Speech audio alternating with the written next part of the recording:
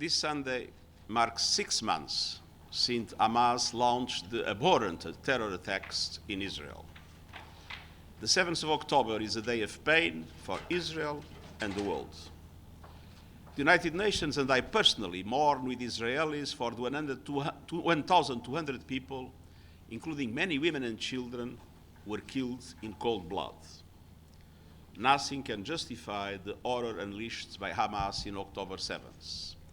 And I once again utterly condemn the use of sexual violence, torture, injuring and kidnapping of civilians, the firing of rockets towards civilian targets, and the use of human shields.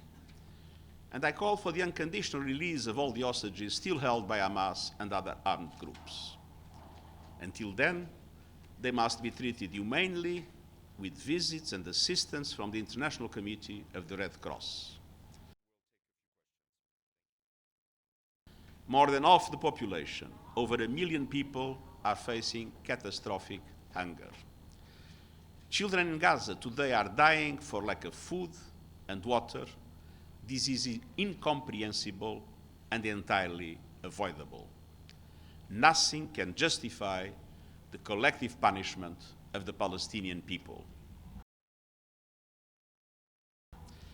I'm also deeply troubled by reports that the Israeli military's bombing campaign includes artificial intelligence as a tool in the identification of targets, particularly in densely populated residential areas, resulting in a high level of civilian casualties. No part of life and death decisions which impact entire families should be delegated to the cold calculation of algorithms. I've warned for many years of the dangers of weaponization artificial intelligence and reducing the essential role of human agency. AI should be used as a force for good to benefit the world, not to contribute to waging war on an industrial level, blurring accountability. An information war has added to the trauma, obscuring facts and shifting blame. Denying international journalists entry into Gaza is allowing disinformation and false narratives to flourish.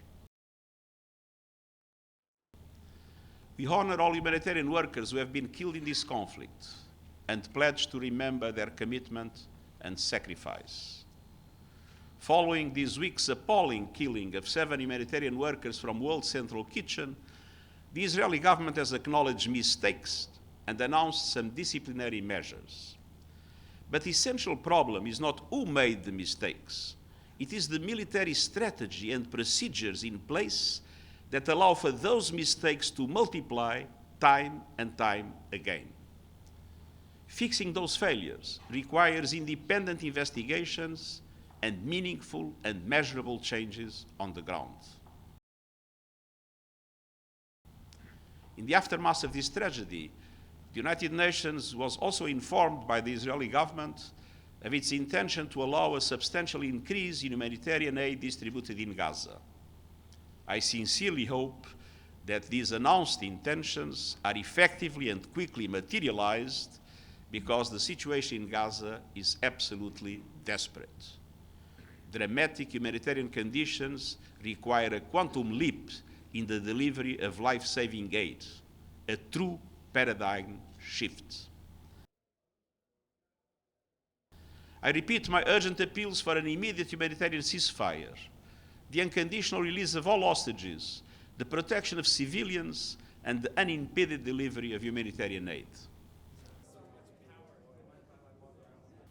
6 months on, we are at the brink of mass starvation, of regional conflagration, of a total loss of faith in global standards and norms. It is time to step back from the brink, to silence the guns, to ease the horrible suffering, and to stop a potential famine before it is too late.